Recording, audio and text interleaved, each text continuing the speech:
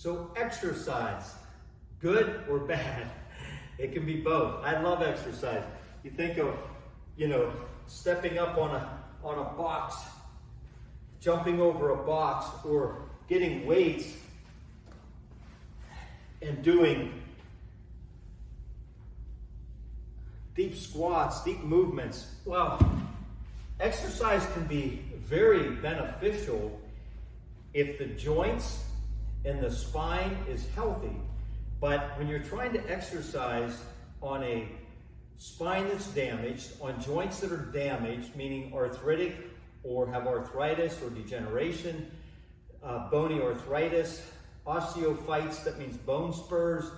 If those type of things are in the joints, all you're going to do is aggravate, irritate, and cause more bony arthritis. The body will lay down calcium to support the joint because it's so unstable, and all you're doing is aggravating it or irritating it, so more calcium's laid down. That is a bone spur. So the more you lift, the more you aggravate that area, that you're not doing it correctly, the more damage that will occur, and eventually you'll get to a point you're like, I can't do it anymore. I used to be able to exercise, but I can't do it. I can't do a deep squat. You should be able to do a deep squat. You should be able to stand and do squats. You should be able to do a lunge, balance, hands up, have mobility in the knee and the joints without pain. The problem with exercise is if we don't identify where the structure is damaged, all these exercises will irritate, and cause more wear and tear. You'll age about 6 to 10 times faster than normal. So eventually, you're 35, you're 40, you're 50, and you're like, I can't do it anymore. And now you have to live with that body for the rest of your life. Doesn't have to be that way. So one, identify if you're having joint pain or you can't do a deep squat. Why can't you? Is it your muscles are weak or you don't have balance problems? Well, then start exercising. If it hurts the knees and the ankles and the back and the spine, it may be a spinal or joint problem.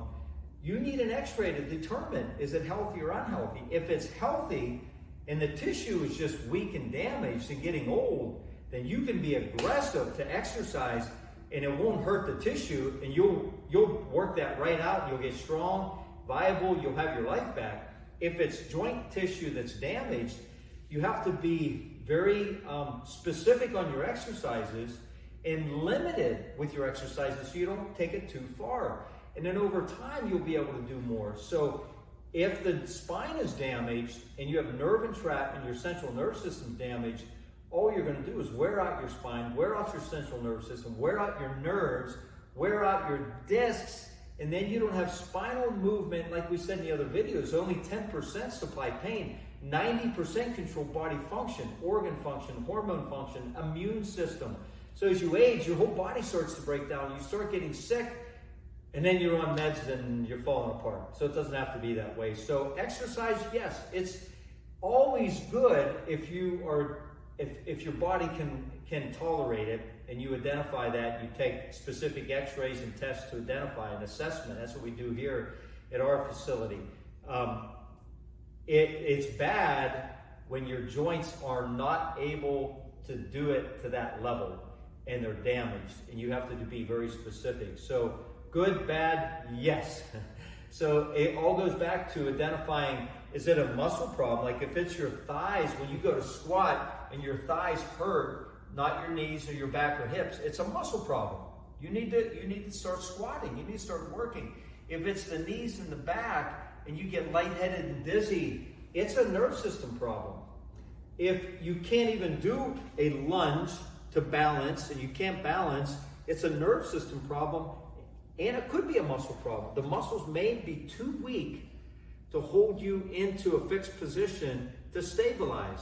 So, but what holds the muscles is the nerve system. So you always have to identify when you're working out, if your muscles are sore and the joints are fine, it's a muscle problem. Keep working out. Keep using those muscles. Get them strong. Work them. Develop them. If you work them, they'll get stronger. You may be sore for 2 to 4 weeks when you started working out. But if it's muscle soreness, that's an okay thing. That's a good thing.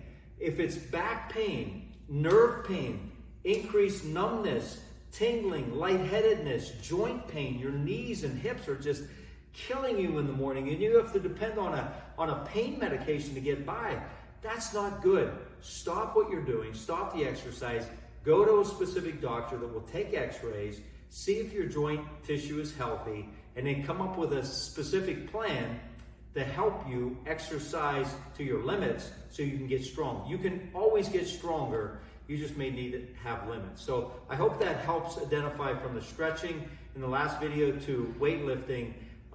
We tend to use exercise as a go-to that we all think we have to do, and many fail. I see more patients of mine and more clients fail and they just give up. So if you identify it, come up with a correct plan, you will succeed every single time.